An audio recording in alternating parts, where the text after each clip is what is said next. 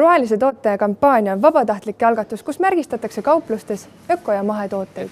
Pakendite peal on küll hästi palju märke, aga mitte keegi ei tea, mis need märgid tähendavad ja sellepärast me panemegi hinnasiltide külge rohelise märgise. Ja pärast hiljem peale märgistamist on endal ka hea tunne, et olen midagi korda saatnud päeva jooksul.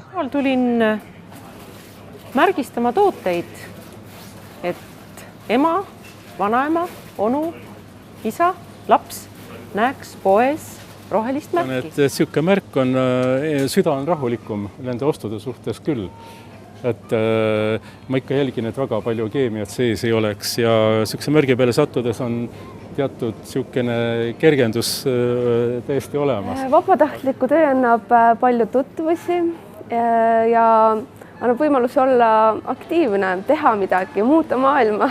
Ikka tuled poodi, tuiskad läbi, et ei ole siin aega nii väga uurida, aga siis on nagu just on juba olemas peal ja siis on nagu kergem. Minu jaoks on väga oluline see, et mitte kõik ei lähe kaasa ületootmise ja ostuhullusega, vaid valikute tegemisel peavad nad tähtsaks ka keskkonnamõju suurust ja otsivad aktiivseid võimalusi seda tegelikult ka vähendada. Need märgid peavad olema, sest inimesed tegelikult küsivad neid väga palju. Kusjuures viimasel ajal ma olen rohkem hakanud vaatama, nagu, mida mingi asi sisaldab, et ma enam ei osta näiteks selliseid, olin noorem, siis ostsin igasuguseid karastusjooke, mis on igast magusaine täis ja värki.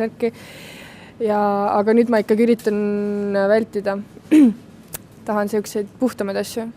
Sellega ma hoian enda tervist ka, kuna tervis on ikka kõige olulisem asi.